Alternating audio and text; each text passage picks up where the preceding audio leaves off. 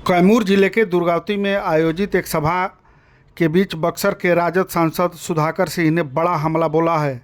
उन्होंने कैमूर को भ्रष्टाचार का हब बताते हुए मनरेगा योजना में 6 करोड़ की लूट का आरोप लगाया।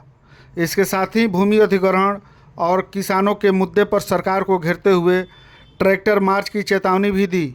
सभा को संबोधित करते हुए सुधाकर सिंह ने कहा कि कैमूर की गेहुअनवा नदी की सफाई और खुदाई के लिए 60 योजनाएं खोली गई, लेकिन नदी से एक टोकरी मिट्टी भी नहीं निकली और फर्जी वेंडरों के जरिए 6 करोड़ रुपए की निकासी कर ली गई। उन्होंने सवाल उठाया कि जमनिया में गंगा की 800 क्यूसेक हिस्सेदारी में से बिहार सिर्फ 400 क्यूसेक पानी क्यों ले रहा है। वहीं यूपी के लतीफ़ शाह बियर से आने वाली कर्मनासा नहर की 300 क्यूसेक क्षमता होने के बावजूद सरकार पूरा पानी उपलब्ध नहीं करा पा रही है। जहां पूर्व विधायक अंबिका यादव पर भी हमला बोलते हुए सुधाकर सिंह ने कहा कि 6 साल विधायक रहते हुए उन्होंने एक सामुदायिक भवन तक नहीं बनवाया। वही खुद को बेहतर साबित करते हुए सांसद ने कहा कि उन्होंने 11 दिन में उतना आंदोलन और काम कर दिखाया जितना पिछले विधायकों ने 12 साल में नहीं किया। सांसद ने मतदाता सूची में गड़बड़ी का मुद्दा भी उठाया और सवाल किया कि 2024 की सूची सही थी तो 2025 में उसमें गड़बड़ी कैसे हो गई। भारतमाला एक्सप्रेसवे के भूमि अधिग्रहण को लेकर सुधाकर सिंह ने केंद्र और राज्य सरकार पर किसानों के आर्थिक शोषण का आरोप लगाया। उन्होंने कहा कि जरूरत पड़ी तो कैमूर के कर्मनासा बॉर्डर से झारखंड बॉर्डर तक किसान ट्रैक्टर मार्च करेंगे।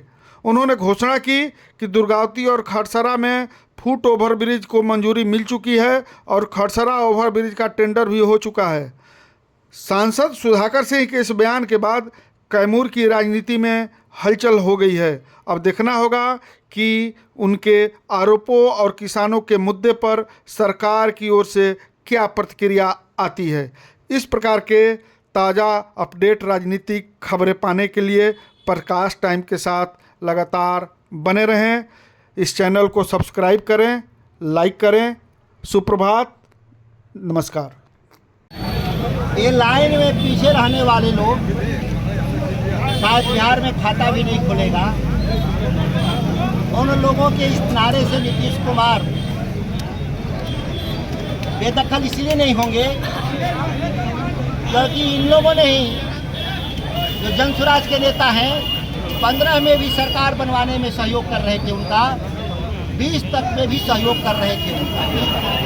ये वो लोग हैं जो नीतीश कुमार के जगह पे अपने आने के लिए अति उत्साह में घूम रहे हैं। गाछे कटहल ओठे तेल लगाकर घूम रहे हैं। नीतीश कुमार चले गए हैं, ब्रेन डेड मुख्यमंत्री हैं बिहार की। इनके बदले में जब हाथी पागल हो जाती है तो ऊंट लगाए जाते हैं, 2 ऊंट। तो भाजपा आरएसएस ने 2 उप मुख्यमंत्री के रूप में ऊंट लगा रखी है इस सरकार को कनेठी देने के लिए।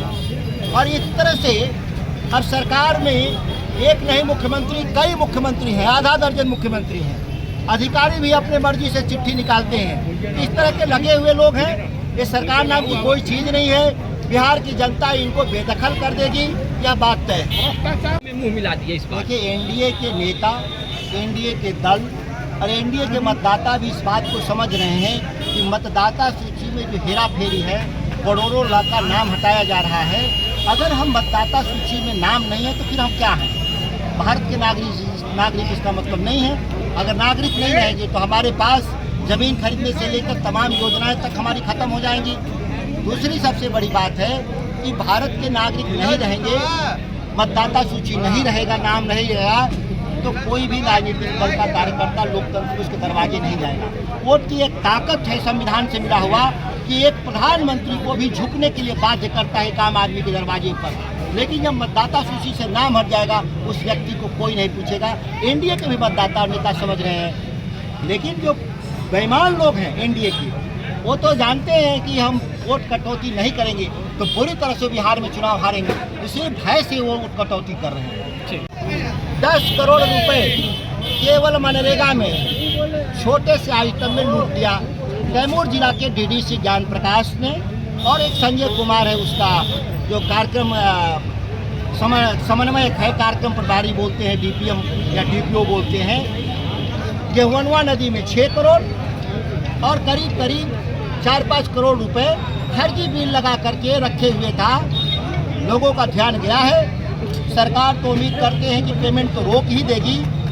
बाकी अधिकारी जो इसमें षड्यंत्र में शामिल है, ऐसे लोग को जेल भेज देने का काम करेगी, नहीं तो हमारी सरकार आएगी तो ऐसे लोग को दंडित करेगी।